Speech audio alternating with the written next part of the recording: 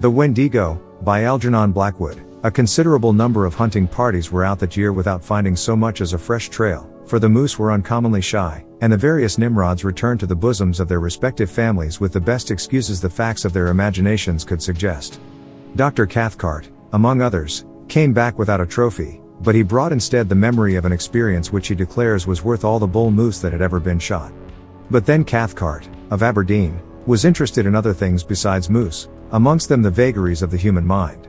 This particular story, however, found no mention in his book on collective hallucination for the simple reason, so he confided once to a fellow colleague, that he himself played too intimate a part in it to form a competent judgment of the affair as a whole. Besides himself and his guide, Hank Davis, there was young Simpson, his nephew, a divinity student destined for the wee kirk, then on his first visit to Canadian backwoods, and the latter's guide, Défago.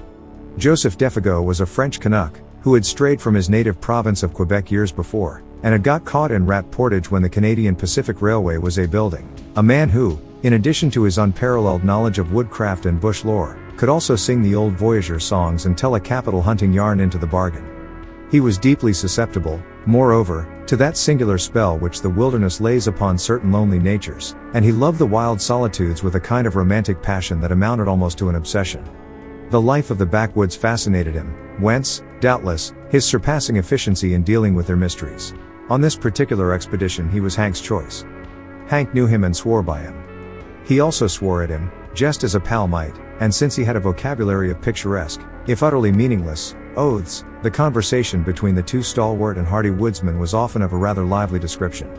This river of expletives, however, Hank agreed to dam a little out of respect for his old hunting boss, Dr. Cathcart, whom of course he addressed after the fashion of the country as Doc, and also because he understood that young Simpson was already a bit of a parson.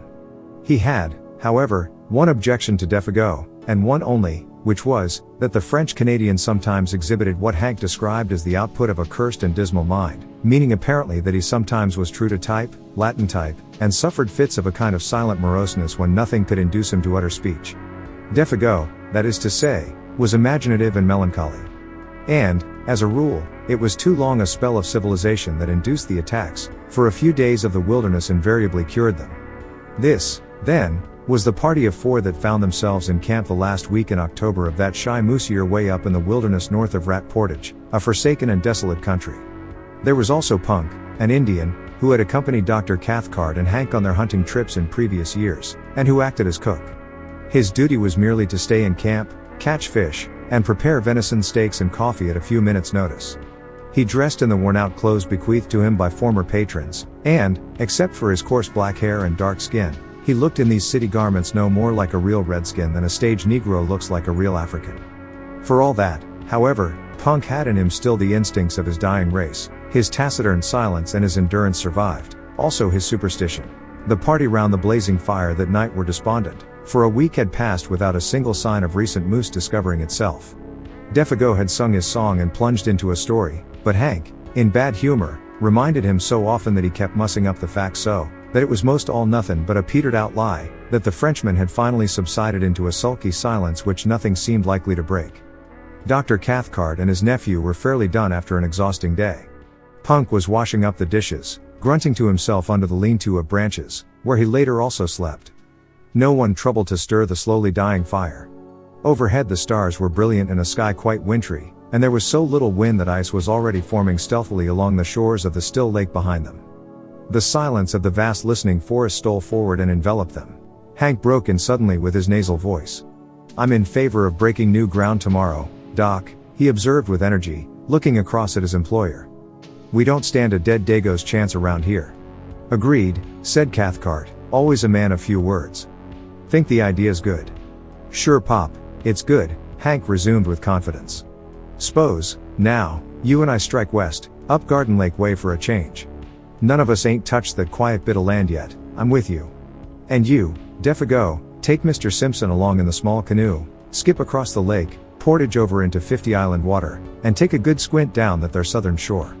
The moose yarded there like hell last year, and for all we know they may be doing it again this year just to spite us." Défago, keeping his eyes on the fire, said nothing by way of reply. He was still offended, possibly, about his interrupted story. "No one's been up that way this year, and I'll lay my bottom dollar on that." Hank added with emphasis, as though he had a reason for knowing. He looked over at his partner sharply.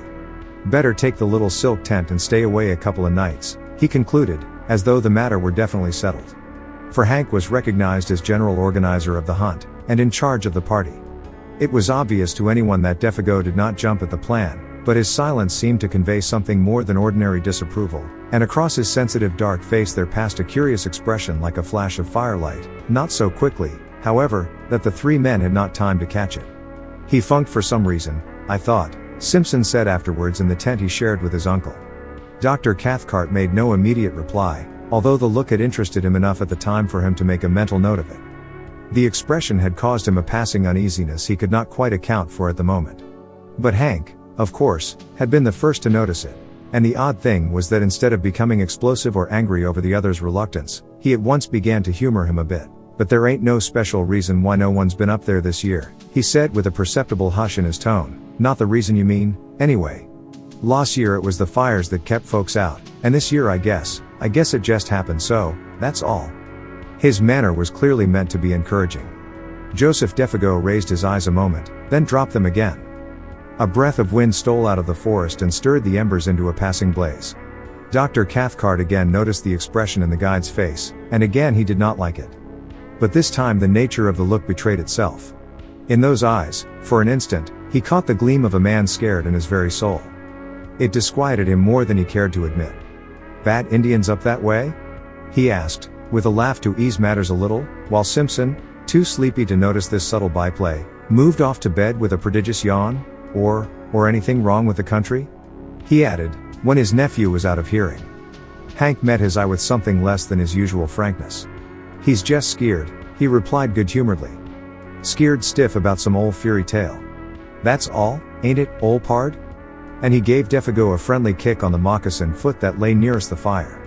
Défago looked up quickly, as from an interrupted reverie, a reverie, however, that had not prevented his seeing all that went on about him. "Skeered, nothin'," he answered, with a flush of defiance. "There's nothin' in the bush that can scare Joseph Défago, and don't you forget it." And the natural energy with which he spoke made it impossible to know whether he told the whole truth or only a part of it. Hank turned towards the doctor. He was just going to add something when he stopped abruptly and looked round. A sound close behind them in the darkness made all three start. It was old Punk, who had moved up from his lean-to while they talked and now stood there just beyond the circle of firelight, listening. "'Nother time, Doc," Hank whispered, with a wink, "when the gallery ain't stepped down into the stalls." And, springing to his feet, he slapped the Indian on the back and cried noisily, "Come up to the fire and warm your dirty red skin a bit." He dragged him towards the blaze and threw more wood on. "That was a mighty good feed you give us an hour or two back," he continued heartily, as though to set the man's thoughts on another scent, "and it ain't Christian to let you stand out there freezing your old soul to hell while we're getting all good and toasted." Punk moved in and warmed his feet, smiling darkly at the other's volubility which he only half understood, but saying nothing. And presently Dr. Cathcart, seeing that further conversation was impossible, followed his nephew's example and moved off to the tent, leaving the three men smoking over the now blazing fire. It is not easy to undress in a small tent without waking one's companion, and Cathcart, hardened and warm-blooded as he was in spite of his 50-odd years, did what Hank would have described as considerable of his twilight in the open. He noticed, during the process, that Punk had meanwhile gone back to his lean-to, and that Hank and Défago were at it hammer and tongs, or, rather, hammer and anvil, the little French-Canadian being the anvil. It was all very like the conventional stage picture of Western melodrama, the fire lighting up their faces with patches of alternate red and black, Défago, in slouch hat and moccasins in the part of the Badlands villain, Hank, open-faced and hatless, with that reckless fling of his shoulders, the honest and deceived hero, and old Punk, eavesdropping in the background, supplying the atmosphere of mystery. The doctor smiled as he noticed the details, but at the same time something deep within him, he hardly knew what, shrank a little, as though an almost imperceptible breath of warning had touched the surface of his soul and was gone again before he could seize it.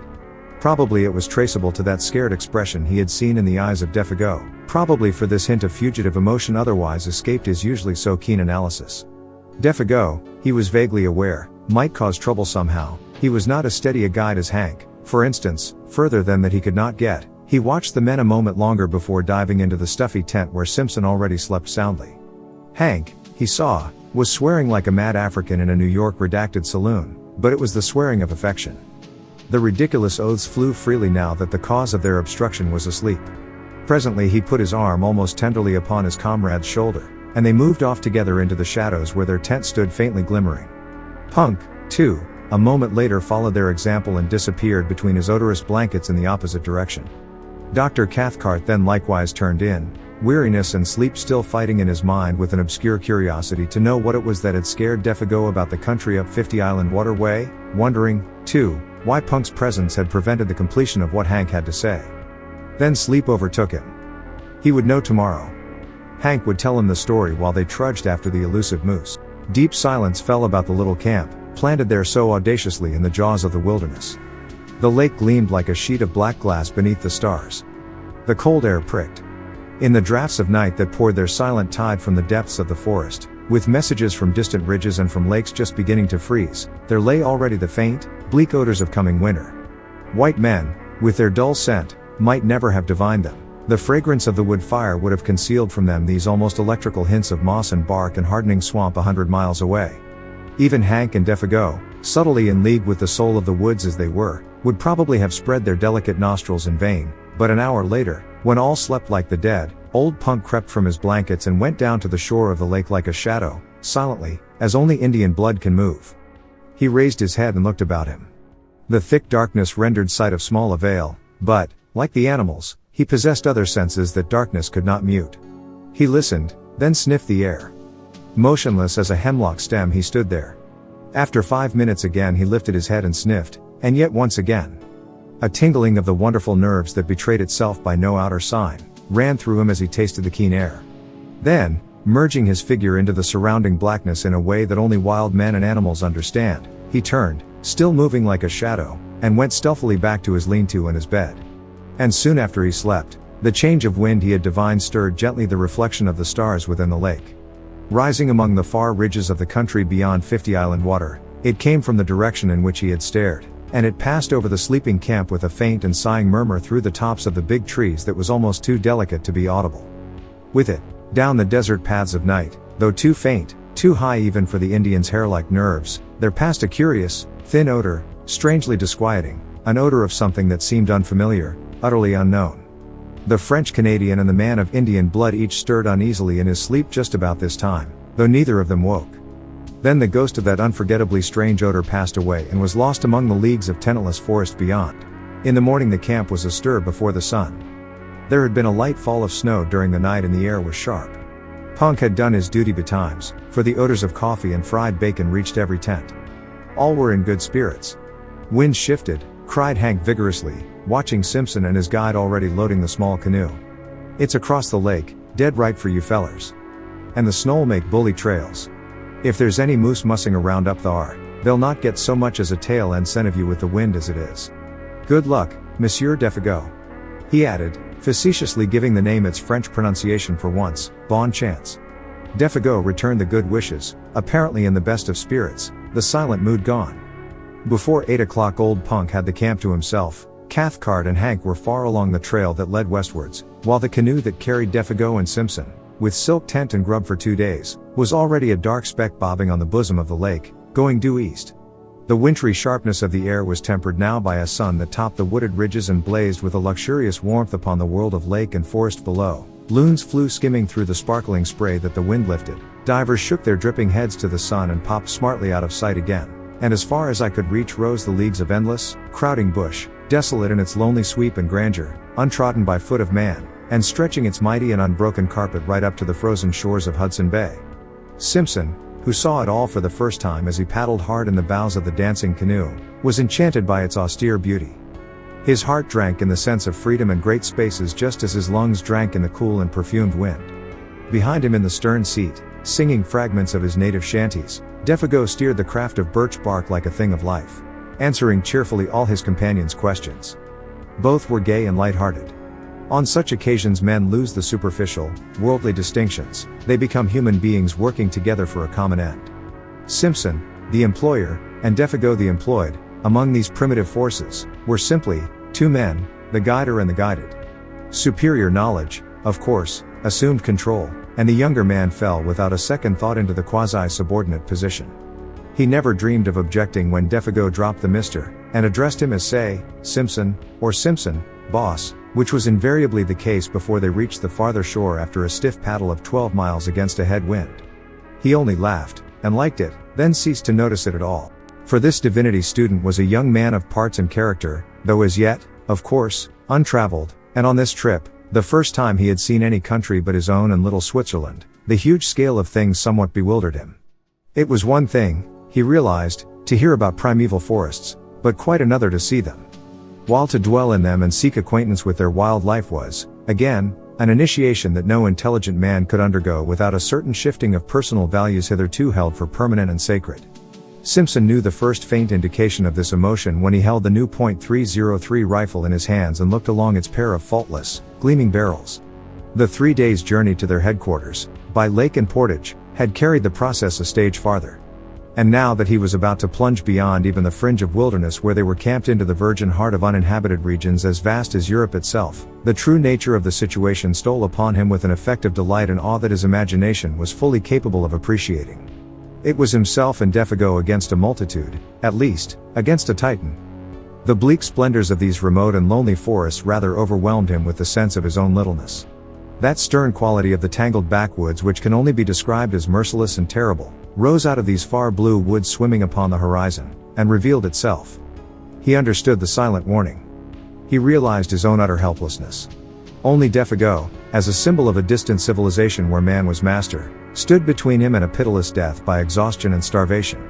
It was thrilling to him, therefore, to watch Défago turn over the canoe upon the shore, pack the paddles carefully underneath, and then proceed to blaze the spruce stems for some distance on either side of an almost invisible trail, with the careless remark thrown in, say, Simpson, if anything happens to me, you'll find the canoe all correct by these marks, then strike due west into the sun to hit the home camp again, see? It was the most natural thing in the world to say, and he said it without any noticeable inflection of the voice, only it happened to express the youth's emotions at the moment with an utterance that was symbolic of the situation and of his own helplessness as a factor in it. He was alone with Défago in a primitive world, that was all.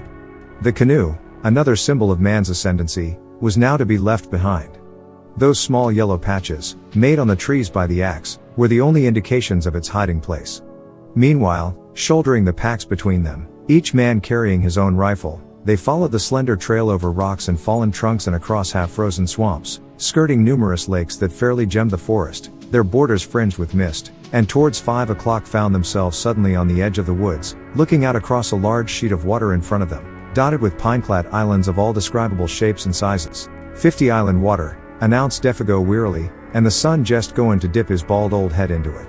He added, with unconscious poetry, and immediately they set about pitching camp for the night. In a very few minutes, under those skillful hands that never made a movement too much or a movement too little, the silk tent stood taut and cozy, the beds of balsam boughs ready laid, and a brisk cooking fire burned with a minimum of smoke. While the young Scotchman cleaned the fish they had caught trolling behind the canoe, Défago guessed he would just as soon take a turn through the bush for indications of moose. May come across a trunk where they've been and rubbed horns, he said, as he moved off, or feeding on the last of the maple leaves, and he was gone. His small figure melted away like a shadow in the dusk, while Simpson noted with a kind of admiration how easily the forest absorbed him into herself. A few steps, it seemed, and he was no longer visible.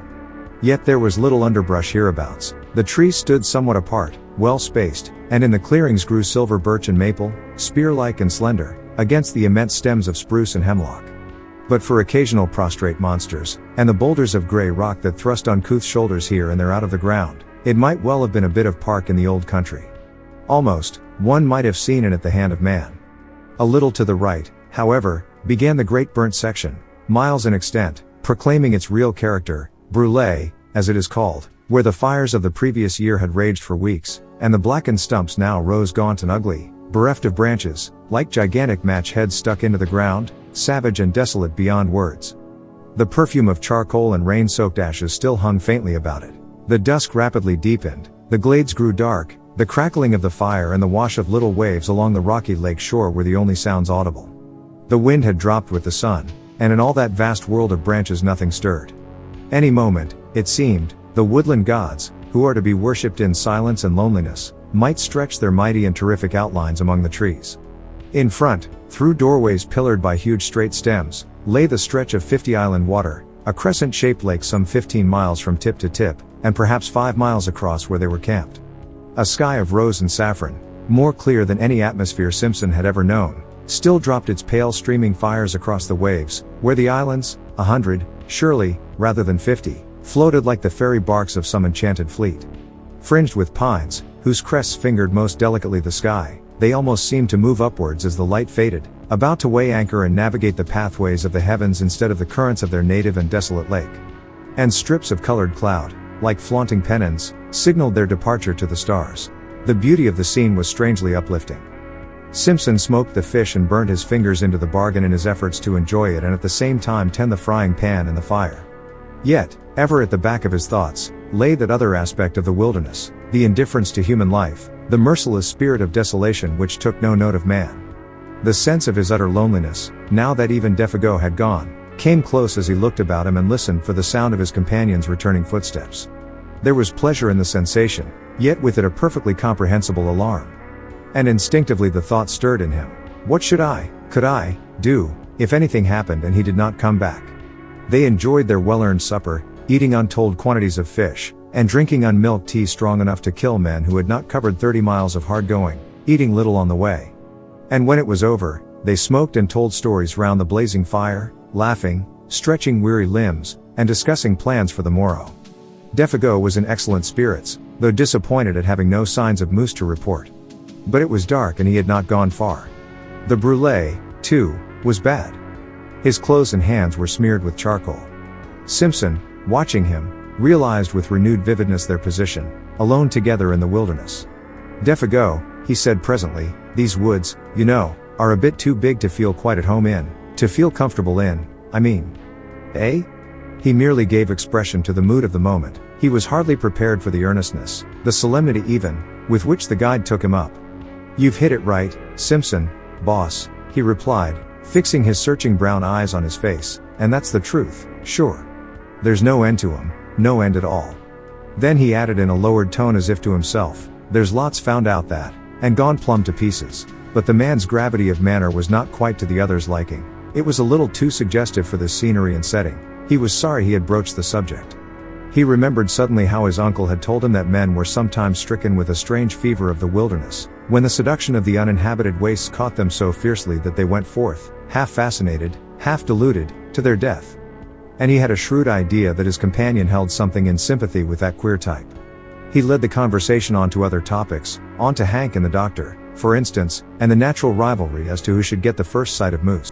If they went due west, observed Défago carelessly, there's 60 miles between us now. With old Punk at halfway house eating himself full to bustin' with fish and coffee, they laughed together over the picture.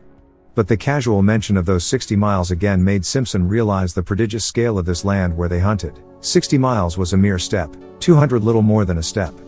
Stories of lost hunters rose persistently before his memory. The passion and mystery of homeless and wandering men, seduced by the beauty of great forests, swept his soul in a way too vivid to be quite pleasant. He wondered vaguely whether it was the mood of his companion that invited the unwelcome suggestion with such persistence. Sing us a song, Défago, if you're not too tired, he asked, one of those old Voyager songs you sang the other night. He handed his tobacco pouch to the guide and then filled his own pipe, while the Canadian, nothing loath, sent his light voice across the lake in one of those plaintive, almost melancholy shanties with which lumbermen and trappers lessen the burden of their labor. There was an appealing and romantic flavor about it, something that recalled the atmosphere of the old pioneer days when Indians and wilderness were leagued together, battles frequent, and the old country farther off than it is today. The sound traveled pleasantly over the water, but the forest at their backs seemed to swallow it down with a single gulp that permitted neither echo nor resonance. It was in the middle of the third verse that Simpson noticed something unusual, something that brought his thoughts back with a rush from faraway scenes. A curious change had come into the man's voice. Even before he knew what it was, uneasiness caught him, and looking up quickly, he saw that Défago, though still singing, was peering about him into the bush, as though he heard or saw something. His voice grew fainter, dropped to a hush, then ceased altogether. The same instant, with a movement amazingly alert, he started to his feet and stood upright, sniffing the air. Like a dog scenting game, he drew the air into his nostrils in short, sharp breaths, turning quickly as he did so in all directions, and finally pointing down the lake shore, eastwards. It was a performance unpleasantly suggestive and at the same time singularly dramatic. Simpson's heart fluttered disagreeably as he watched it. Lord, man. "How you made me jump," he exclaimed, on his feet beside him the same instant, and peering over his shoulder into the sea of darkness. "What's up? Are you frightened?" Even before the question was out of his mouth he knew it was foolish, for any man with a pair of eyes in his head could see that the Canadian had turned white down to his very gills. Not even sunburn and the glare of the fire could hide that. The student felt himself trembling a little, weakish in the knees. "What's up?" he repeated quickly. "Do you smell moose? Or anything queer, anything wrong?" He lowered his voice instinctively. The forest pressed round them with its encircling wall. The nearer tree stems gleamed like bronze in the firelight. Beyond that, blackness, and, so far as he could tell, a silence of death. Just behind them a passing puff of wind lifted a single leaf, looked at it, then laid it softly down again without disturbing the rest of the covey. It seemed as if a million invisible causes had combined just to produce that single visible effect. Other life pulsed about them, and was gone. Défago turned abruptly, the livid hue of his face had turned to a dirty gray. "I never said I heard, or smelt, nothin'," he said slowly and emphatically, in an oddly altered voice that conveyed somehow a touch of defiance. "I was only taking a look round, so to speak." It's always a mistake to be too previous with your questions. Then he added suddenly with obvious effort, in his more natural voice, "Have you got the matches, Boss Simpson?" And proceeded to light the pipe he had half filled just before he began to sing. Without speaking another word they sat down again by the fire. Défago changing his side so that he could face the direction the wind came from. For even a tenderfoot could tell that. Défago changed his position in order to hear and smell all there was to be heard and smelt. And, since he now faced the lake with his back to the trees, it was evidently nothing in the forest that had sent so strange and sudden a warning to his marvelously trained nerves. "Guess now I don't feel like singing any," he explained presently of his own accord. "That song kinder brings back memories that's troublesome to me. I never oughter begun it. It sets me on imagining things, see?" Clearly the man was still fighting with some profoundly moving emotion. He wished to excuse himself in the eyes of the other. But the explanation, in that it was only a part of the truth, was a lie, and he knew perfectly well that Simpson was not deceived by it. For nothing could explain away the livid terror that had dropped over his face while he stood there sniffing the air. And nothing, no amount of blazing fire, or chatting on ordinary subjects, could make that camp exactly as it had been before. The shadow of an unknown horror, naked if unguessed, that had flashed for an instant in the face and gestures of the guide, had also communicated itself, vaguely and therefore more potently, to his companion. The guide's visible efforts to dissemble the truth only made things worse. Moreover, to add to the younger man's uneasiness, was the difficulty, nay, the impossibility he felt of asking questions, and also his complete ignorance as to the cause. Indians, wild animals, forest fires, all these, he knew, were wholly out of the question. His imagination searched vigorously, but in vain. Yet, somehow or other, after another long spell of smoking, talking and roasting themselves before the great fire, the shadow that had so suddenly invaded their peaceful camp began to shift.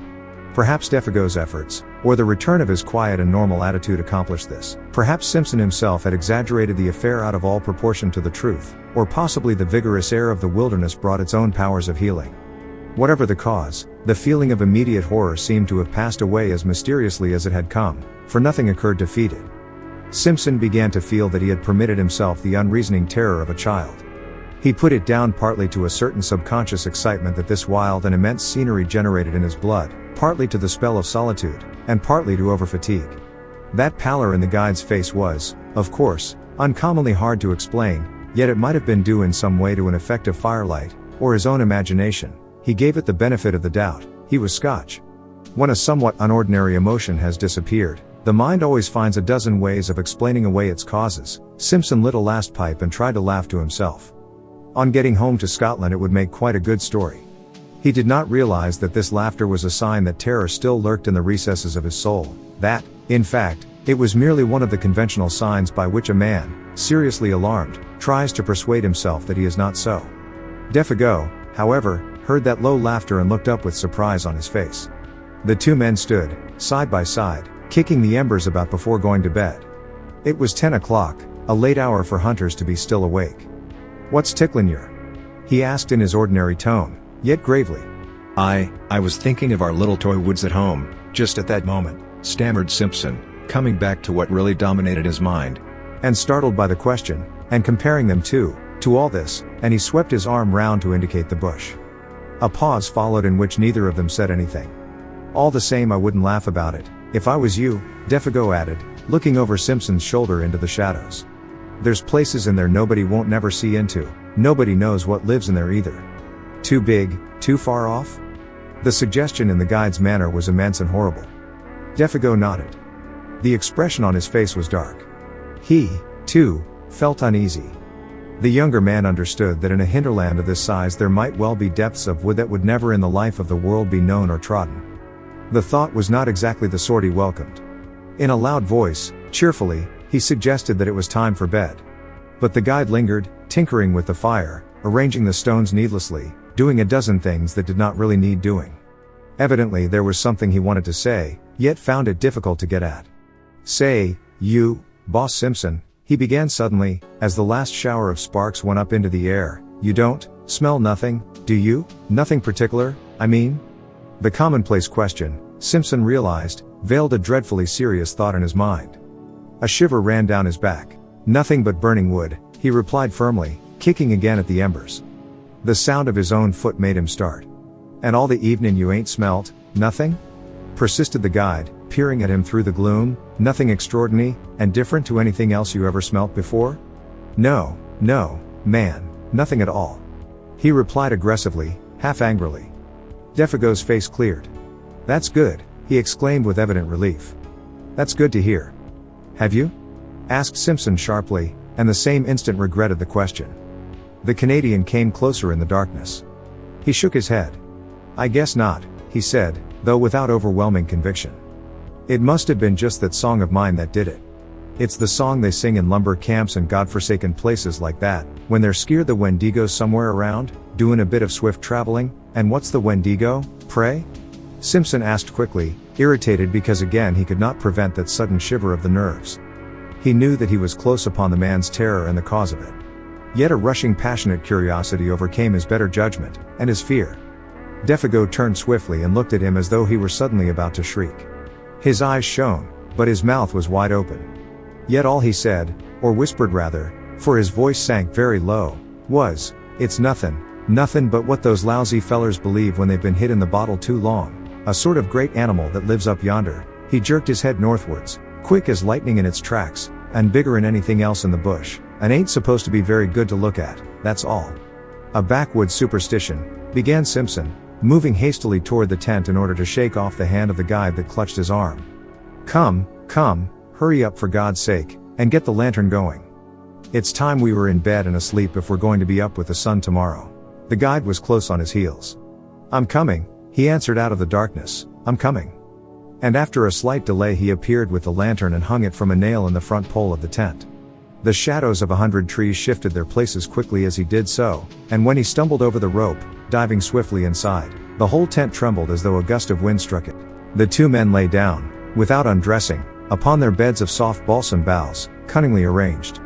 Inside, all was warm and cozy, but outside the world of crowding trees pressed close about them, marshalling their million shadows, and smothering the little tent that stood there like a wee white shell facing the ocean of tremendous forest. Between the two lonely figures within, however, there pressed another shadow that was not a shadow from the night.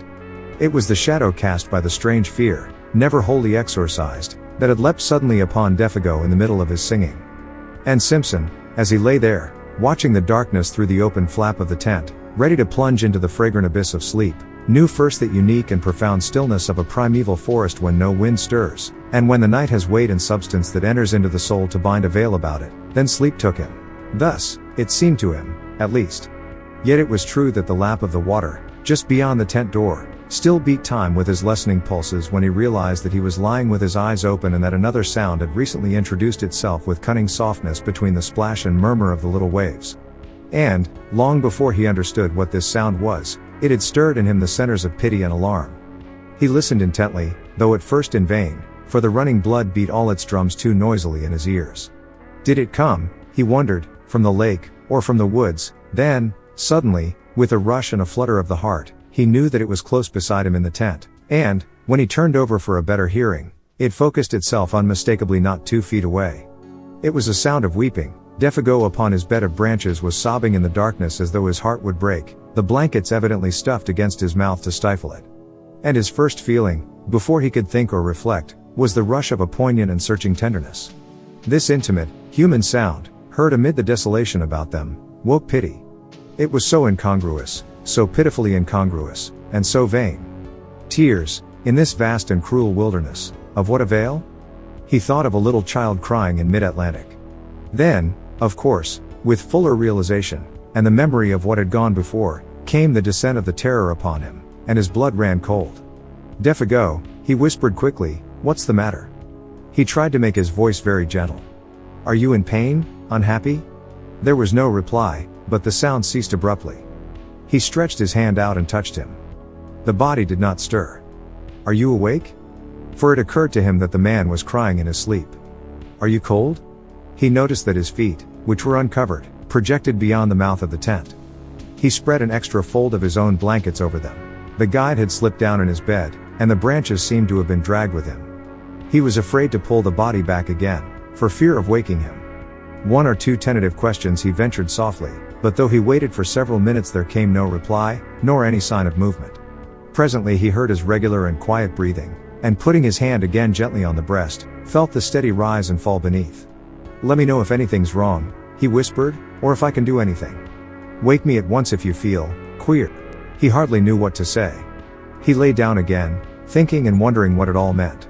Défago, of course, had been crying in his sleep. Some dream or other had afflicted him. Yet never in his life would he forget that pitiful sound of sobbing, and the feeling that the whole awful wilderness of woods listened. His own mind busied itself for a long time with the recent events, of which this took its mysterious place as one, and though his reason successfully argued away all unwelcome suggestions, a sensation of uneasiness remained, resisting ejection, very deep-seated, peculiar beyond ordinary. But sleep, in the long run, proves greater than all emotions. His thoughts soon wandered again. He lay there, warm as toast, exceedingly weary, the night soothed and comforted, blunting the edges of memory and alarm. Half an hour later he was oblivious of everything in the outer world about him.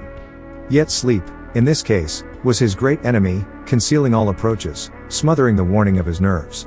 As, sometimes, in a nightmare events crowd upon each other's heels with a conviction of dreadfulest reality, yet some inconsistent detail accuses the whole display of incompleteness and disguise, so the events that now followed, though they actually happened, persuaded the mind somehow that the detail which could explain them had been overlooked in the confusion, and that therefore they were but partly true, the rest delusion. At the back of the sleeper's mind something remains awake, ready to let slip the judgment. All this is not quite real. When you wake up you'll understand. And thus, in a way, it was with Simpson. The events, not wholly inexplicable or incredible in themselves, yet remain for the man who saw and heard them a sequence of separate facts of cold horror, because the little piece that might have made the puzzle clear lay concealed or overlooked. So far as he can recall, it was a violent movement, running downwards through the tent towards the door, that first woke him and made him aware that his companion was sitting bolt upright beside him, quivering. Hours must have passed, for it was the pale gleam of the dawn that revealed his outline against the canvas. This time the man was not crying. He was quaking like a leaf, the trembling he felt plainly through the blankets down the entire length of his own body. Défago had huddled down against him for protection, shrinking away from something that apparently concealed itself near the door flaps of the little tent. Simpson thereupon called out in a loud voice some question or other. In the first bewilderment of waking he does not remember exactly what, and the man made no reply. The atmosphere and feeling of true nightmare lay horribly about him, making movement and speech both difficult. At first, indeed, he was not sure where he was, whether in one of the earlier camps, or at home in his bed at Aberdeen. The sense of confusion was very troubling. And next, almost simultaneous with his waking, it seemed, the profound stillness of the dawn outside was shattered by a most uncommon sound. It came without warning, or audible approach, and it was unspeakably dreadful. It was a voice, Simpson declares, possibly a human voice, hoarse yet plaintive, a soft, roaring voice close outside the tent, overhead rather than upon the ground, of immense volume, while in some strange way most penetratingly and seductively sweet. It rang out, too, in 3 separate and distinct notes, or cries, that bore in some odd fashion a resemblance, far-fetched yet recognizable, to the name of the guide, Défago. The student admits he is unable to describe it quite intelligently, for it was unlike any sound he had ever heard in his life, and combined a blending of such contrary qualities. A sort of windy, crying voice, he calls it, as of something lonely and untamed, wild and of abominable power. And, even before it ceased, dropping back into the great gulfs of silence, The guide beside him had sprung to his feet with an answering though unintelligible cry. He blundered against the tent pole with violence, shaking the whole structure, spreading his arms out frantically for more room, and kicking his legs impetuously free of the clinging blankets. For a second, perhaps two, he stood upright by the door, his outline dark against the pallor of the dawn. Then, with a furious, rushing speed, before his companion could move a hand to stop him, he shot with a plunge through the flaps of canvas, and was gone. And as he went, so astonishingly fast that the voice could actually be heard dying in the distance, he called aloud in tones of anguished terror that at the same time held something strangely like the frenzied exultation of delight. Oh! Oh! My feet of fire! My burning feet of fire! Oh! Oh! This height and fiery speed! And then the distance quickly buried it, and the deep silence of very early morning descended upon the forest as before. It had all come about with such rapidity that, but for the evidence of the empty bed beside him, Simpson could almost have believed it to have been the memory of a nightmare carried over from sleep.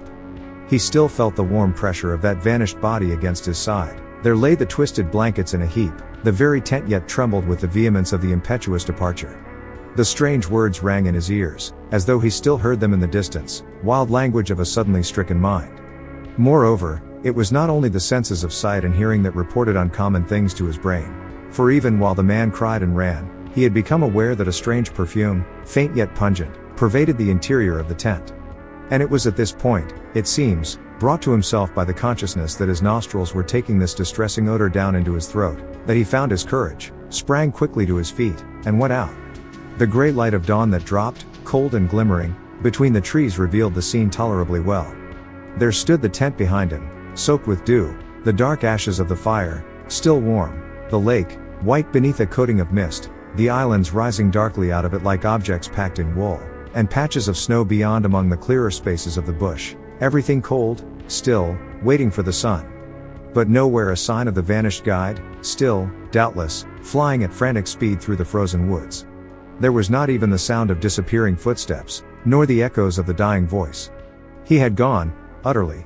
There was nothing but the sense of his recent presence, so strongly left behind about the camp, and, this penetrating, all-pervading odor. And even this was now rapidly disappearing in its turn.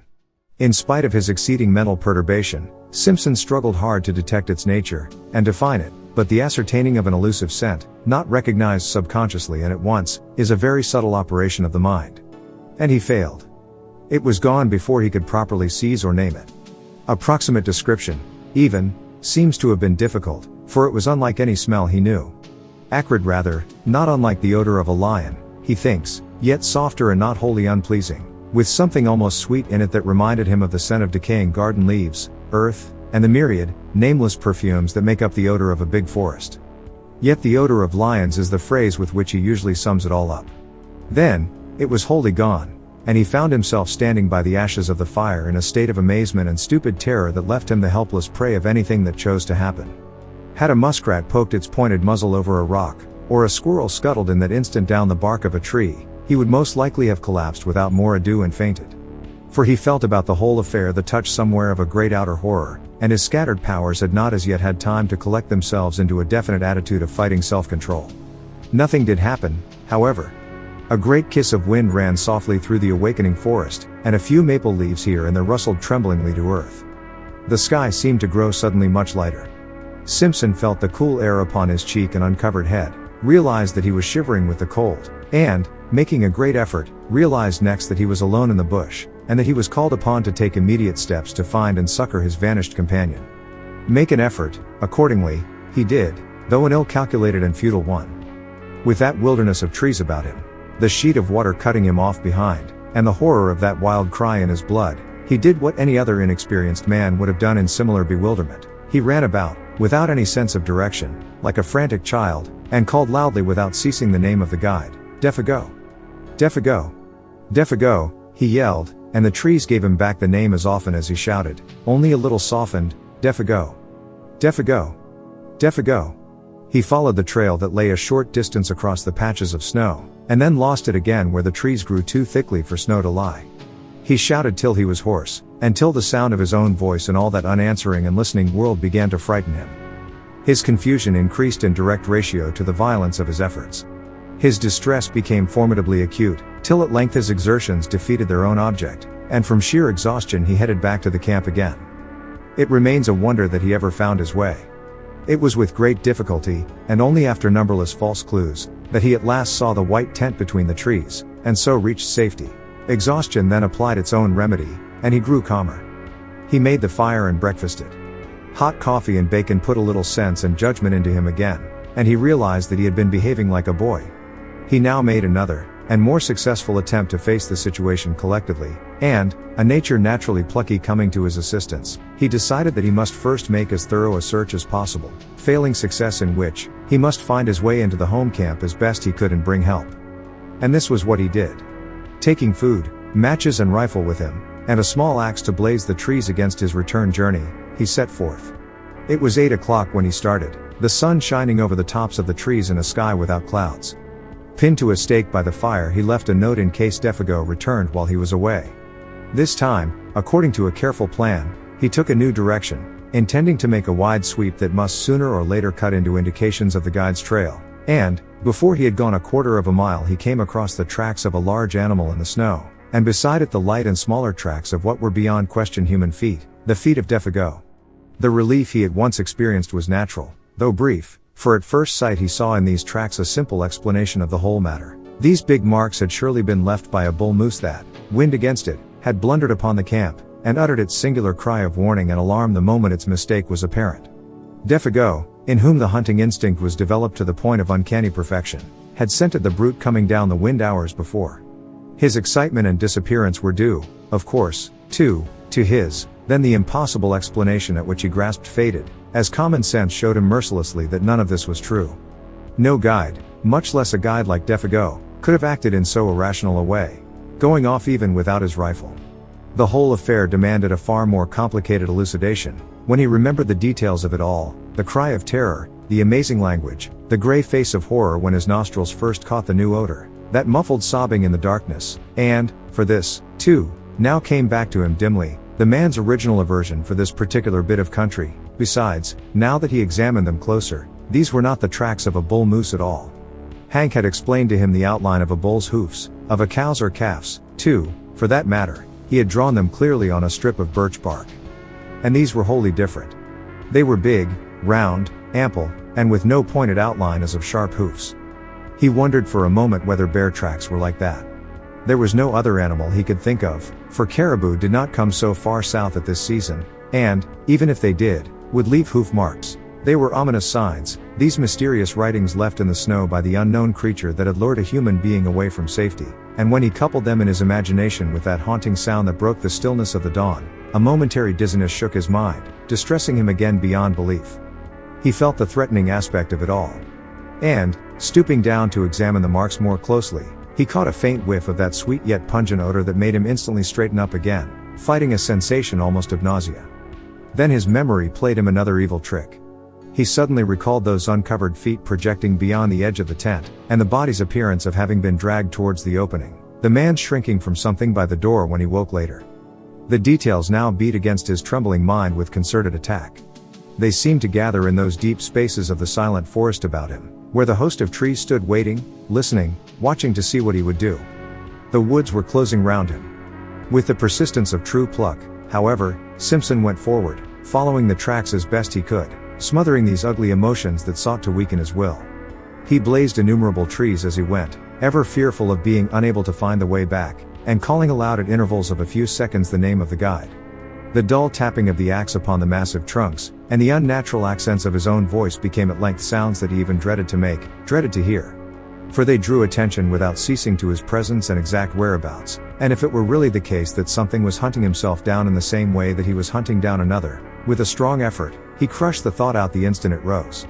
It was the beginning, he realized, of a bewilderment utterly diabolical in kind that would speedily destroy him.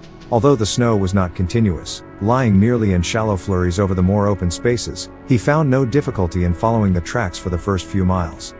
They went straight as a ruled line wherever the trees permitted. The stride soon began to increase in length, till it finally assumed proportions that seemed absolutely impossible for any ordinary animal to have made. Like huge flying leaps they became. One of these he measured, and though he knew that stretch of 18 feet must be somehow wrong, he was at a complete loss to understand why he found no signs on the snow between the extreme points.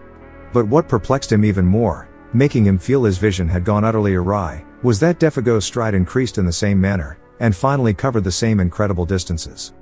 It looked as if the great beast had lifted him with it and carried him across these astonishing intervals. Simpson, who was much longer in the limb, found that he could not compass even half the stretch by taking a running jump. And the sight of these huge tracks, running side by side, silent evidence of a dreadful journey in which terror or madness had urged to impossible results, was profoundly moving. It shocked him in the secret depths of his soul. It was the most horrible thing his eyes had ever looked upon. He began to follow them mechanically, absent-mindedly almost, ever peering over his shoulder to see if he, too, were being followed by something with a gigantic tread. And soon it came about that he no longer quite realized what it was they signified, these impressions left upon the snow by something nameless and untamed, always accompanied by the footmarks of the little French Canadian, his guide, his comrade, the man who had shared his tent a few hours before, chatting, laughing, even singing by his side. For a man of his years and inexperience, only a canny Scot, perhaps, grounded in common sense and established in logic, could have preserved even that measure of balance that this youth somehow or other did manage to preserve through the whole adventure. Otherwise, two things he presently noticed, while forging pluckily ahead, must have sent him headlong back to the comparative safety of his tent, instead of only making his hands close more tightly upon the rifle stock, while his heart, trained for the wee kirk, sent a wordless prayer winging its way to heaven. Both tracks, he saw, had undergone a change, and this change, so far as it concerned the footsteps of the man, was in some undecipherable manner, appalling. It was in the bigger tracks he first noticed this, and for a long time he could not quite believe his eyes. Was it the blown leaves that produced odd effects of light and shade, or that the dry snow, drifting like finely ground rice about the edges, cast shadows and highlights? Or was it actually the fact that the great marks had become faintly colored? For round about the deep, plunging holes of the animal there now appeared a mysterious, reddish tinge that was more like an effect of light than of anything that dyed the substance of the snow itself. Every mark had it, and had it increasingly, this indistinct fiery tinge that painted a new touch of ghastliness into the picture. But when, wholly unable to explain or to credit it, he turned his attention to the other tracks to discover if they, too, bore similar witness, he noticed that these had meanwhile undergone a change that was infinitely worse, and charged with far more horrible suggestion. For, in the last 100 yards or so, he saw that they had grown gradually into the semblance of the parent tread. Imperceptibly the change had come about, yet unmistakably. It was hard to see where the change first began. The result, however, was beyond question. Smaller, neater, more cleanly modeled. They formed now an exact and careful duplicate of the larger tracks beside them. The feet that produced them had, therefore, also changed. And something in his mind reared up with loathing and with terror as he saw it. Simpson, for the first time, hesitated. Then, ashamed of his alarm and indecision, took a few hurried steps ahead, the next instant stopped dead in his tracks. Immediately in front of him all signs of the trail ceased, both tracks came to an abrupt end. On all sides, for 100 yards and more, he searched in vain for the least indication of their continuance. There was nothing. The trees were very thick just there, big trees all of them, spruce, cedar, hemlock, there was no underbrush. He stood, looking about him, all distraught, bereft of any power of judgment. Then he set to work to search again, and yet again, but always with the same result, nothing. The feet that printed the surface of the snow thus far had now, apparently, left the ground. And it was in that moment of distress and confusion that the whip of terror laid its most nicely calculated lash about his heart. It dropped with deadly effect upon the sorest spot of all, completely unnerving him. He had been secretly dreading all the time that it would come, and come it did. Far overhead, muted by great height and distance, strangely thinned and wailing, he heard the crying voice of Défago, the guide. The sound dropped upon him out of that still, wintry sky with an effect of dismay and terror unsurpassed. The rifle fell to his feet. He stood motionless an instant, listening as it were with his whole body, then staggered back against the nearest tree for support, disorganized hopelessly in mind and spirit. To him, in that moment, it seemed the most shattering and dislocating experience he had ever known, so that his heart emptied itself of all feeling whatsoever as by a sudden draught. Oh! This fiery height! Oh, my feet of fire! My burning feet of fire! Ran in far, beseeching accents of indescribable appeal this voice of anguish down the sky. Once it called, then silence through all the listening wilderness of trees. And Simpson, scarcely knowing what he did, presently found himself running wildly to and fro, searching, calling, tripping over roots and boulders, and flinging himself in a frenzy of undirected pursuit after the caller.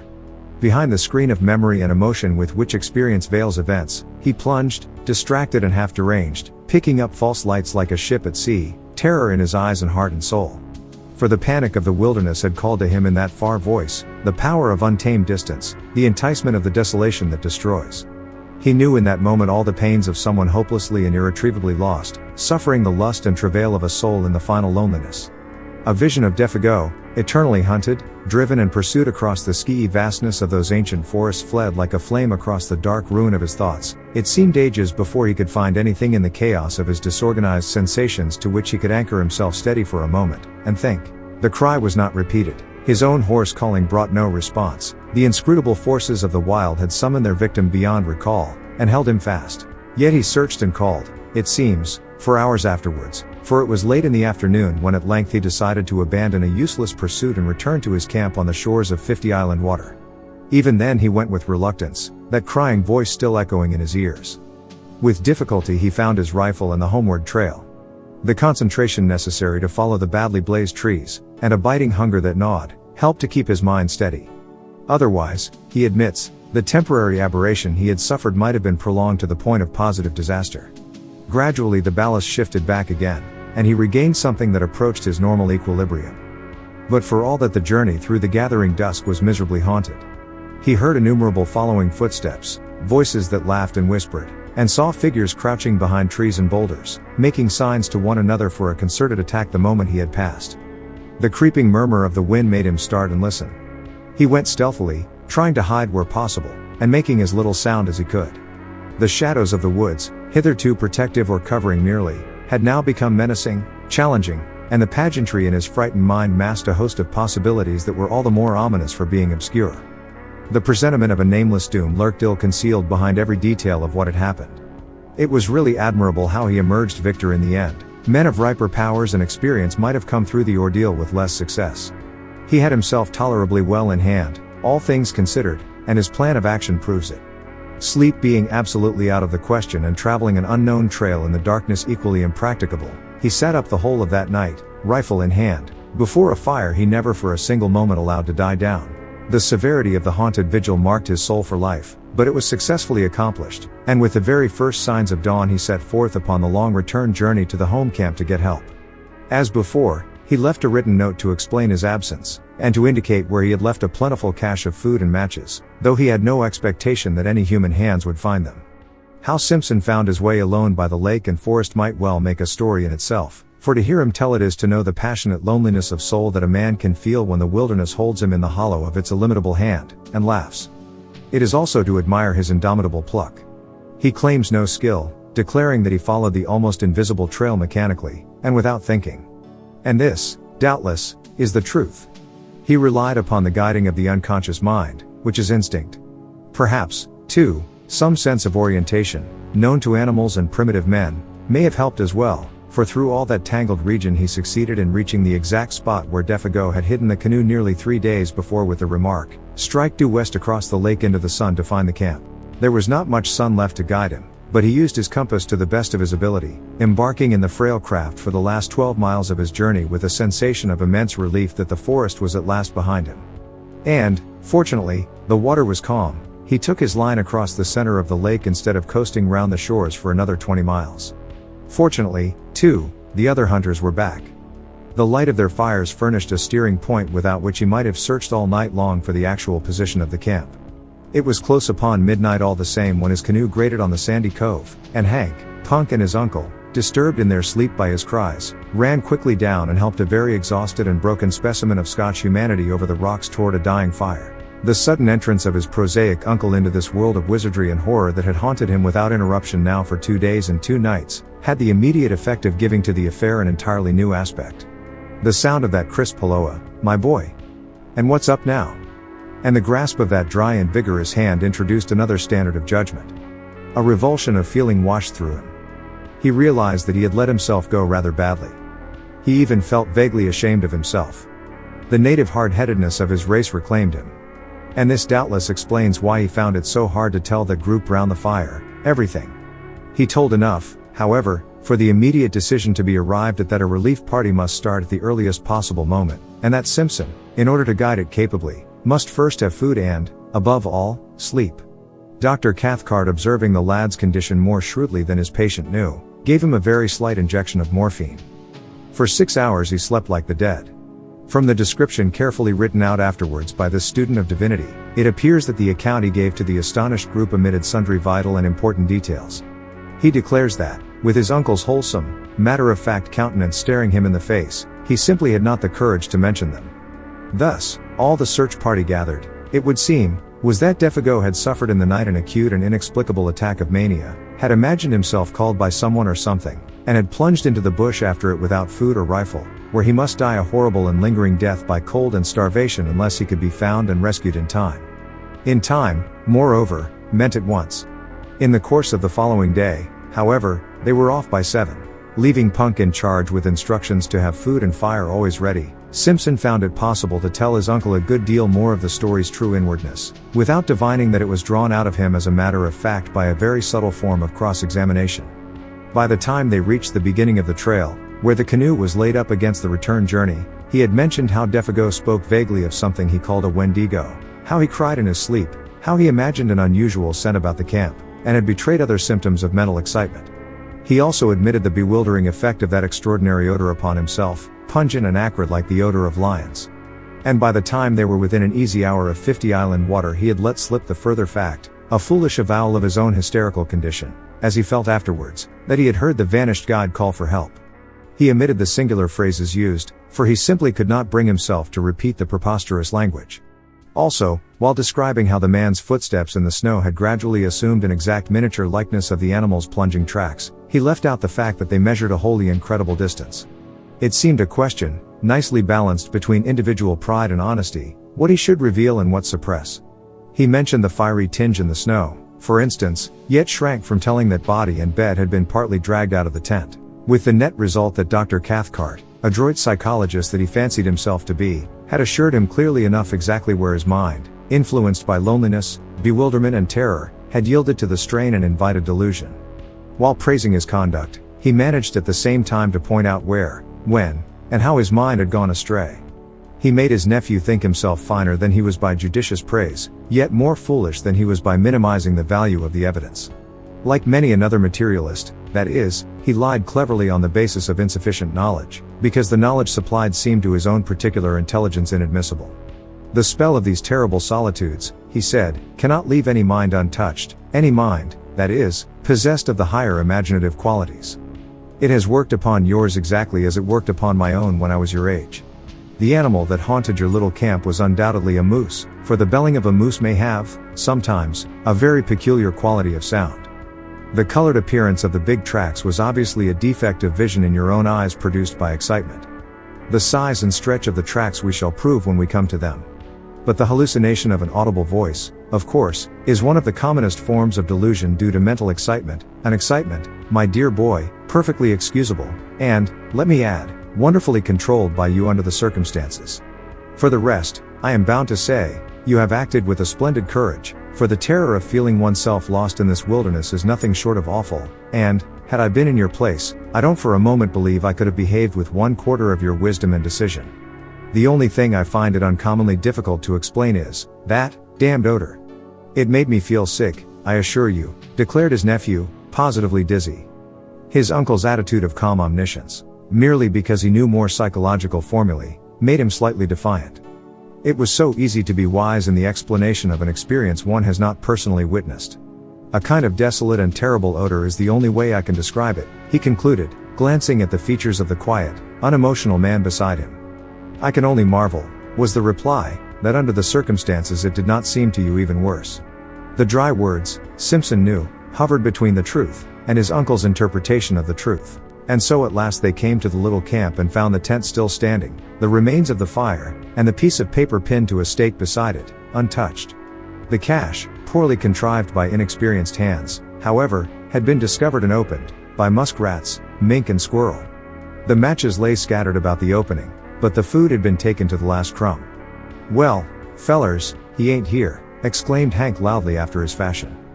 And that's as sartain as the coal supply down below. But whar he's got to by this time is bout as uncertain as the trade in crowns in t'other place.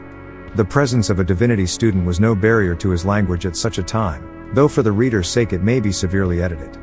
I propose, he added, that we start out at once and hunt form like hell. The gloom of Défago's probable fate oppressed the whole party with a sense of dreadful gravity the moment they saw the familiar signs of recent occupancy. Especially the tent, with the bed of balsam branches still smoothed and flattened by the pressure of his body, seemed to bring his presence near to them. Simpson, feeling vaguely as if his world were somehow at stake, went about explaining particulars in a hushed tone. He was much calmer now, though overwearied with the strain of his many journeys. His uncle's method of explaining away, rather, the details still fresh in his haunted memory helped, too, to put ice upon his emotions. And that's the direction he ran off in, he said to his two companions, pointing in the direction where the guide had vanished that morning in the grey dawn. Straight down there he ran like a deer, in between the birch and the hemlock. Hank and Dr. Cathcart exchanged glances. And it was about 2 miles down there, in a straight line, continued the other, speaking with something of the former terror in his voice, that I followed his trail to the place where it stopped, dead, and where you heard him callin' and caught the stench, and all the rest of the wicked entertainment, cried Hank, with a volubility that betrayed his keen distress. And where your excitement overcame you to the point of producing illusions, added Dr. Cathcart under his breath, yet not so low that his nephew did not hear it. It was early in the afternoon, for they had traveled quickly, and there were still a good 2 hours of daylight left. Dr. Cathcart and Hank lost no time in beginning the search, but Simpson was too exhausted to accompany them. They would follow the blazed marks on the trees, and where possible, his footsteps.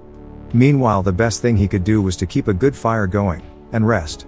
But after something like 3 hours' search, the darkness already down, the two men returned to camp with nothing to report.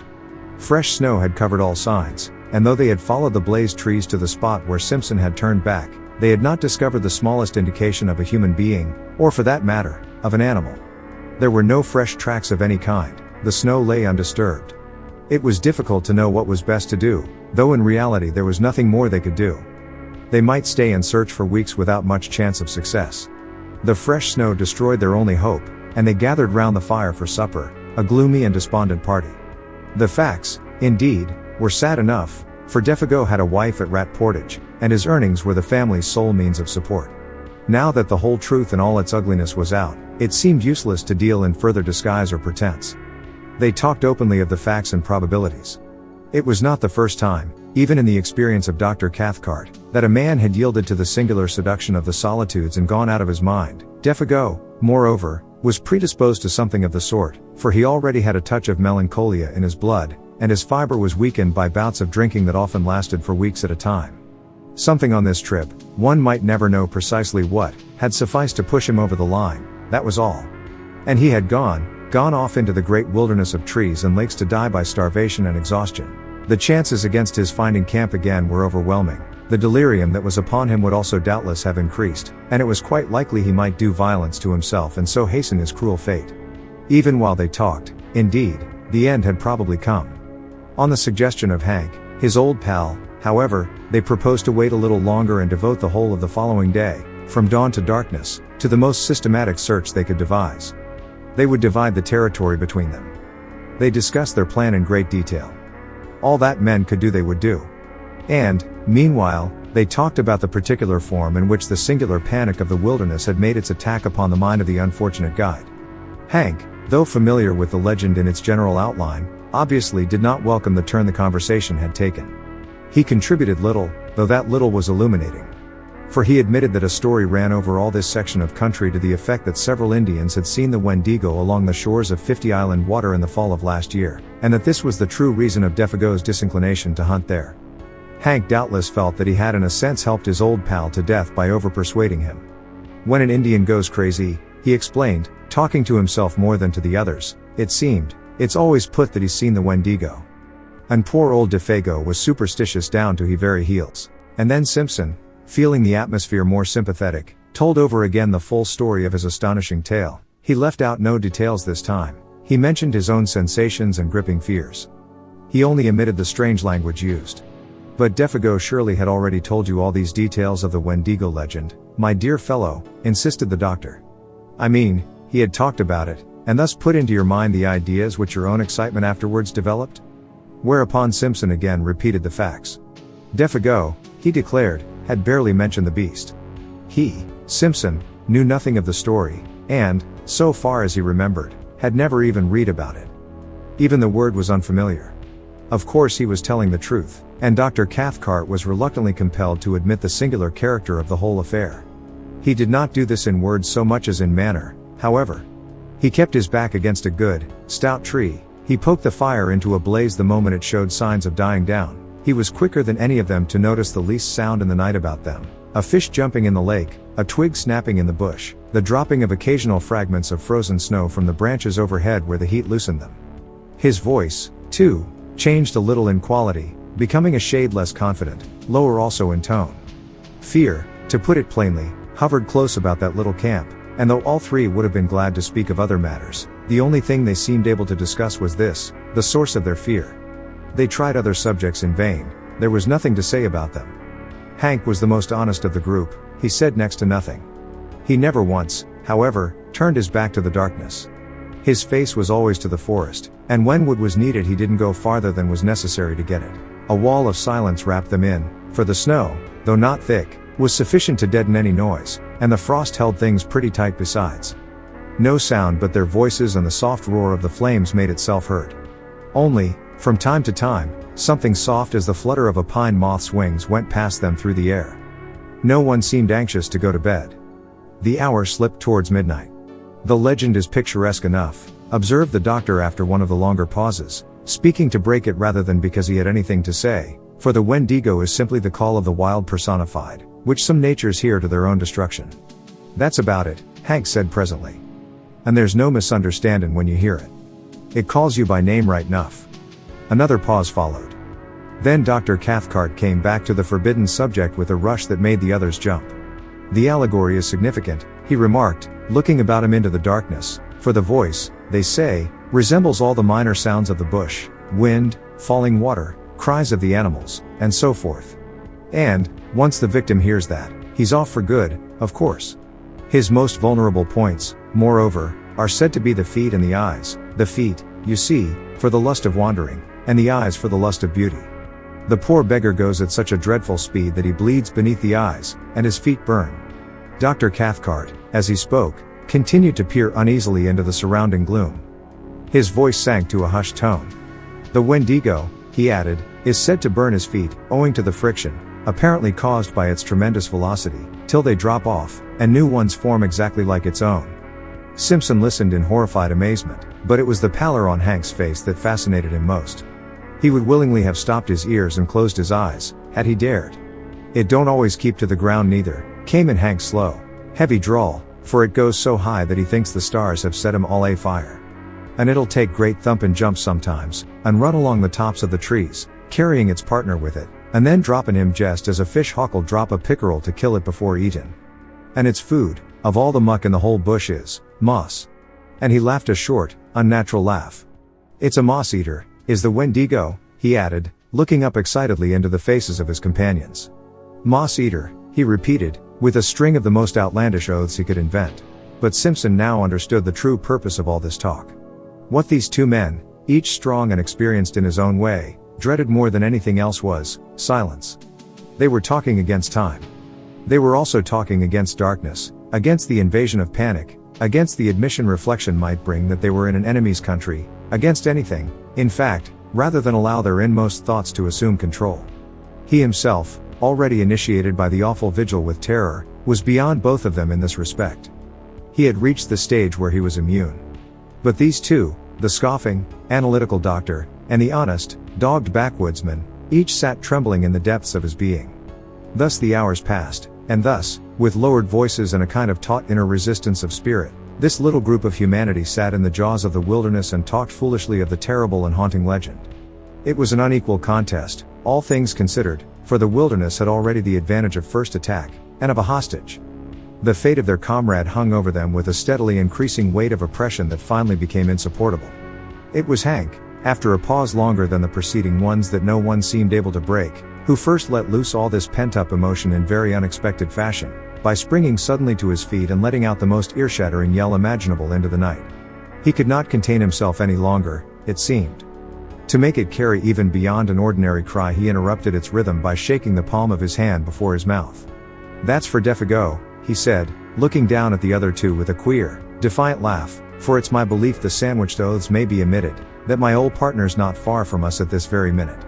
There was a vehemence and recklessness about his performance that made Simpson, too, start to his feet in amazement, and betrayed even the doctor into letting the pipe slip from between his lips. Hank's face was ghastly, but Cathcart showed a sudden weakness, a loosening of all his faculties, as it were. Then a momentary anger blazed into his eyes, and he too, though with deliberation born of habitual self-control, got upon his feet and faced the excited guide. For this was unpermissible, foolish, dangerous, and he meant to stop it in the bud. What might have happened in the next minute or two one may speculate about, yet never definitely know, for in the instant of profound silence that followed Hank's roaring voice, and as though in answer to it, something went past through the darkness of the sky overhead at terrific speed, something of necessity very large, for it displaced much air, while down between the trees there fell a faint and windy cry of a human voice, calling in tones of indescribable anguish and appeal. "Oh, oh! This fiery height! Oh, oh! My feet of fire! My burning feet of fire!" White to the very edge of his shirt, Hank looked stupidly about him like a child. Dr. Cathcart uttered some kind of unintelligible cry, turning as he did so with an instinctive movement of blind terror towards the protection of the tent, then halting in the act as though frozen. Simpson, alone of the three, retained his presence of mind a little. His own horror was too deep to allow of any immediate reaction. He had heard that cry before. Turning to his stricken companions, he said almost calmly, "That's exactly the cry I heard, the very words he used." Then, lifting his face to the sky, he cried aloud, "Défago, Défago! Come down here to us. Come down." And before there was time for anybody to take definite action one way or another, there came the sound of something dropping heavily between the trees, striking the branches on the way down, and landing with a dreadful thud upon the frozen earth below. The crash and thunder of it was really terrific. "That's him, shelp me the good God!" came from Hank in a whispering cry, half choked, his hand going automatically toward the hunting knife in his belt. "And he's coming. He's coming," he added, with an irrational laugh of horror, as the sounds of heavy footsteps crunching over the snow became distinctly audible, approaching through the blackness towards the circle of light. And while the steps, with their stumbling motion, moved nearer and nearer upon them, the three men stood round that fire, motionless and dumb. Dr. Cathcart had the appearance of a man suddenly withered, even his eyes did not move. Hank, suffering shockingly, seemed on the verge again of violent action, yet did nothing. He, too, was hewn of stone. Like stricken children they seemed. The picture was hideous. And, meanwhile, their owner still invisible, the footsteps came closer, crunching the frozen snow. It was endless, too prolonged to be quite real, this measured and pitiless approach. It was accursed. Then at length the darkness, having thus laboriously conceived, brought forth a figure. It drew forward into the zone of uncertain light where fire and shadows mingled, not 10 feet away, then halted, staring at them fixedly. The same instant it started forward again with the spasmodic motion as of a thing moved by wires, and coming up closer to them, full into the glare of the fire, they perceived then that it was a man, and apparently that this man was Défago. Something like a skin of horror almost perceptibly drew down in that moment over every face, and 3 pairs of eyes shone through it as though they saw across the frontiers of normal vision into the unknown. Défago advanced, his tread faltering and uncertain. He made his way straight up to them as a group first, then turned sharply and peered close into the face of Simpson. The sound of a voice issued from his lips. "Here I am, Boss Simpson. I heard someone calling me." It was a faint, dried-up voice, made wheezy and breathless as by immense exertion. "I'm having a regular hellfire kind of a trip, I am." And he laughed, thrusting his head forward into the other's face. But that laugh started the machinery of the group of waxwork figures with the wax-white skins. Hank immediately sprang forward with a stream of oaths so far-fetched that Simpson did not recognize them as English at all, but thought he had lapsed into Indian or some other lingo. He only realized that Hank's presence, thrust thus between them, was welcome, uncommonly welcome. Dr. Cathcart, though more calmly and leisurely, advanced behind him, heavily stumbling. Simpson seems hazy as to what was actually said and done in those next few seconds, for the eyes of that detestable and blasted visage peering at such close quarters into his own utterly bewildered his senses at first. He merely stood still. He said nothing. He had not the trained will of the older men that forced them into action in defiance of all emotional stress. He watched them moving as behind a glass that half destroyed their reality. It was dreamlike, perverted. Yet, through the torrent of Hank's meaningless phrases, he remembers hearing his uncle's tone of authority, hard and forced, saying several things about food and warmth, blankets, whiskey and the rest, and, further, that whiffs of that penetrating, unaccustomed odor, vile yet sweetly bewildering, assailed his nostrils during all that followed. It was no less a person than himself, however, less experienced and adroit than the others though he was, who gave instinctive utterance to the sentence that brought a measure of relief into the ghastly situation by expressing the doubt and thought in each one's heart. "It is you, isn't it, Défago?" he asked under his breath, horror breaking his speech. And at once Cathcart burst out with a loud answer before the other had time to move his lips. "Of course it is. Of course it is. Only, can't you see, he's nearly dead with exhaustion, cold and terror. Isn't that enough to change a man beyond all recognition?" It was said in order to convince himself as much as to convince the others. The overemphasis alone proved that. And continually, while he spoke and acted, he held a handkerchief to his nose. That odor pervaded the whole camp. For the Défago who sat huddled by the big fire, wrapped in blankets, drinking hot whiskey and holding food in wasted hands, was no more like the guide they had last seen alive than the picture of a man of 60 is like a daguerreotype of his early youth in the costume of another generation. Nothing really can describe that ghastly caricature, that parody, masquerading there in the firelight as Défago. From the ruins of the dark and awful memories he still retains, Simpson declares that the face was more animal than human, the features drawn about into wrong proportions, the skin loose and hanging, as though he had been subjected to extraordinary pressures and tensions. It made him think vaguely of those bladder faces blown up by the hawkers on Ludgate Hill, that change their expression as they swell, and as they collapse amid a faint and wailing imitation of a voice. Both face and voice suggested some such abominable resemblance. But Cathcart long afterwards, seeking to describe the indescribable, asserts that thus might have looked a face and body that had been in air so rarefied that, the weight of atmosphere being removed, the entire structure threatened to fly asunder and become incoherent. It was Hank, though all distraught and shaking with a tearing volume of emotion he could neither handle nor understand, who brought things to a head without much ado. He went off to a little distance from the fire, apparently so that the light should not dazzle him too much, and shading his eyes for a moment with both hands, shouted in a loud voice that held anger and affection dreadfully mingled, "You ain't Défago. You ain't Défago at all. I don't give a damn, but that ain't you, my old pal of 20 years. He glared upon the huddled figure as though he would destroy him with his eyes. "And if it is, I'll swab the floor of hell with a wad of cotton wool on a toothpick, shelp me the good God," he added, with a violent fling of horror and disgust. It was impossible to silence him. He stood there shouting like one possessed, horrible to see, horrible to hear, because it was the truth. He repeated himself in 50 different ways, each more outlandish than the last. The woods rang with echoes. At one time it looked as if he meant to fling himself upon the intruder, for his hand continually jerked towards the long hunting knife in his belt. But in the end he did nothing, and the whole tempest completed itself very shortly with tears. Hank's voice suddenly broke, he collapsed on the ground, and Cathcart somehow or other persuaded him at last to go into the tent and lie quiet. The remainder of the affair, indeed, was witnessed by him from behind the canvas, his white and terrified face peeping through the crack of the tent door flap. Then Dr. Cathcart, closely followed by his nephew who so far had kept his courage better than all of them, went up with a determined air and stood opposite to the figure of Défago huddled over the fire. He looked him squarely in the face and spoke. At first his voice was firm. "Défago, tell us what's happened, just a little, so that we can know how best to help you?" he asked in a tone of authority, almost of command. And at that point, it was command. At once afterwards, however, it changed in quality, for the figure turned up to him a face so piteous, so terrible and so little like humanity, that the doctor shrank back from him as from something spiritually unclean.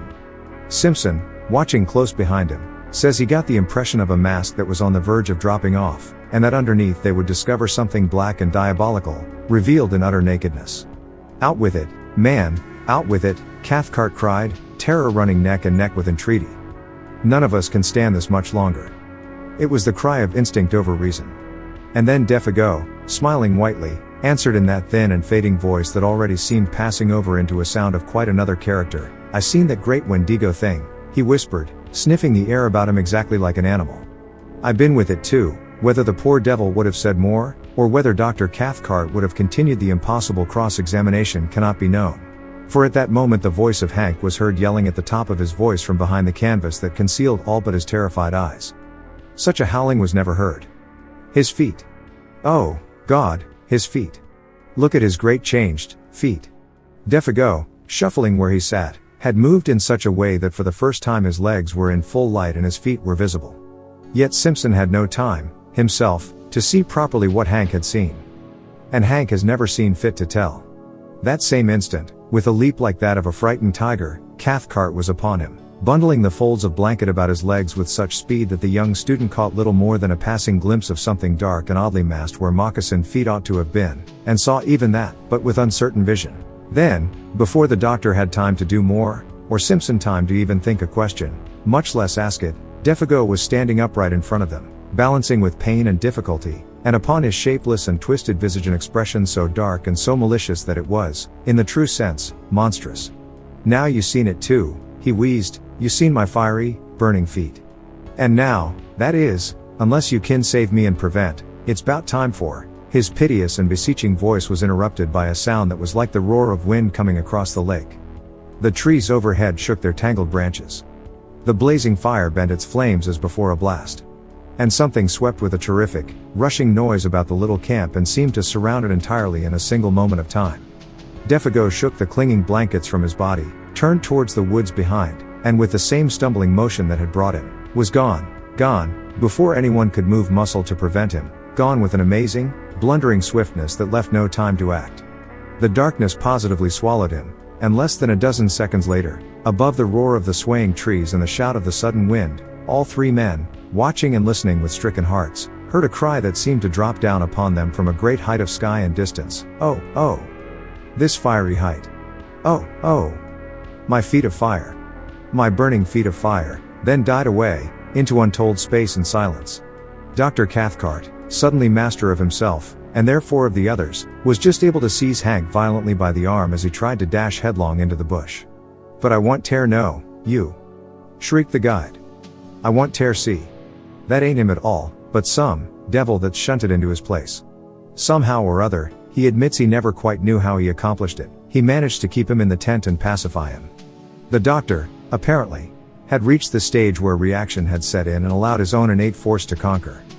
Certainly he managed Hank admirably. It was his nephew, however, hitherto so wonderfully controlled, who gave him most cause for anxiety, for the cumulative strain had now produced a condition of lachrymose hysteria which made it necessary to isolate him upon a bed of boughs and blankets as far removed from Hank as was possible under the circumstances. And there he lay, as the watches of that haunted night passed over the lonely camp, crying startled sentences, and fragments of sentences, into the folds of his blanket. A quantity of gibberish about speed and height and fire mingled oddly with biblical memories of the classroom. People with broken faces all on fire are coming at a most awful pace towards the camp. He would moan 1 minute, and the next would sit up and stare into the woods, intently listening, and whisper, "How terrible in the wilderness are the feet of them that," until his uncle came across to change the direction of his thoughts and comfort him. The hysteria, fortunately, proved but temporary. Sleep cured him, just as it cured Hank. Till the first signs of daylight came, soon after 5 o'clock, Dr. Cathcart kept his vigil. His face was the color of chalk, and there were strange flushes beneath the eyes. An appalling terror of the soul battled with his will all through those silent hours. These were some of the outer signs. At dawn he lit the fire himself, made breakfast, and woke the others, and by 7 they were well on their way back to the home camp, 3 perplexed and afflicted men, but each in his own way having reduced his inner turmoil to a condition of more or less systematized order again. They talked little, and then only of the most wholesome and common things, for their minds were charged with painful thoughts that clamored for explanation, though no one dared refer to them. Hank, being nearest to primitive conditions, was the first to find himself, for he was also less complex. In Dr. Cathcart civilization championed his forces against an attack singular enough. To this day, perhaps, he is not quite sure of certain things. Anyhow, he took longer to find himself. Simpson, the student of divinity, it was who arranged his conclusions probably with the best, though not most scientific, appearance of order. Out there, in the heart of unreclaimed wilderness, they had surely witnessed something crudely and essentially primitive. Something that had survived somehow the advance of humanity had emerged terrifically, betraying a scale of life still monstrous and immature. He envisaged it rather as a glimpse into prehistoric ages, when superstitions, gigantic and uncouth, still oppressed the hearts of men, when the forces of nature were still untamed, the powers that may have haunted a primeval universe not yet withdrawn. To this day he thinks of what he termed years later in a sermon savage and formidable potencies lurking behind the souls of men, not evil perhaps in themselves, yet instinctively hostile to humanity as it exists. With his uncle he never discussed the matter in detail, for the barrier between the two types of mind made it difficult. Only once, years later, something led them to the frontier of the subject, of a single detail of the subject, rather, "Can't you even tell me what they were like?" he asked, and the reply, though conceived in wisdom, was not encouraging. "It is far better you should not try to know, or to find out." "Well, that odor?" persisted the nephew. "What do you make of that?" Dr. Cathcart looked at him and raised his eyebrows. "Odors," he replied, "are not so easy as sounds and sights of telepathic communication. I make as much, or as little, probably, as you do yourself." He was not quite so glib as usual with his explanations. That was all. At the fall of day, cold, exhausted, famished, the party came to the end of the long portage and dragged themselves into a camp that at first glimpse seemed empty. Fire there was none, and no punk came forward to welcome them. The emotional capacity of all three was too overspent to recognize either surprise or annoyance, but the cry of spontaneous affection that burst from the lips of Hank, as he rushed ahead of them towards the fireplace, came probably as a warning that the end of the amazing affair was not quite yet. And both Cathcart and his nephew confessed afterwards that when they saw him kneel down in his excitement and embrace something that reclined, gently moving, beside the extinguished ashes, they felt in their very bones that this something would prove to be Défago, the true Défago, returned. And so, indeed, it was. It is soon told. Exhausted to the point of emaciation, the French-Canadian, what was left of him, that is, fumbled among the ashes, trying to make a fire. His body crouched there, the weak fingers obeying feebly the instinctive habit of a lifetime with twigs and matches. But there was no longer any mind to direct the simple operation. The mind had fled beyond recall. And with it, too, had fled memory. Not only recent events, but all previous life was a blank. This time it was the real man, though incredibly and horribly shrunken. On his face was no expression of any kind whatever, fear, welcome, or recognition. He did not seem to know who it was that embraced him, or who it was that fed, warmed and spoke to him the words of comfort and relief. Forlorn and broken beyond all reach of human aid, the little man did meekly as he was bidden. The something that had constituted him individual had vanished forever. In some ways it was more terribly moving than anything they had yet seen, that idiot smile as he drew wads of coarse moss from his swollen cheeks and told them that he was a damned moss eater, the continued vomiting of even the simplest food, and, worst of all, the piteous and childish voice of complaint in which he told them that his feet pained him, burned like fire, which was natural enough when Dr. Cathcart examined them and found that both were dreadfully frozen. Beneath the eyes there were faint indications of recent bleeding. The details of how he survived the prolonged exposure, of where he had been, or of how he covered the great distance from one camp to the other, including an immense detour of the lake on foot since he had no canoe, all this remains unknown. His memory had vanished completely. And before the end of the winter whose beginning witnessed this strange occurrence, Défago, bereft of mind, memory and soul, had gone with it. He lingered only a few weeks. And what punk was able to contribute to the story throws no further light upon it. He was cleaning fish by the lake shore about 5 o'clock in the evening, an hour, that is, before the search party returned, when he saw this shadow of the guide picking its way weakly into camp. In advance of him, he declares, came the faint whiff of a certain singular odor. That same instant old punk started for home. He covered the entire journey of 3 days as only Indian blood could have covered it. The terror of a whole race drove him. He knew what it all meant. Défago had seen the Wendigo.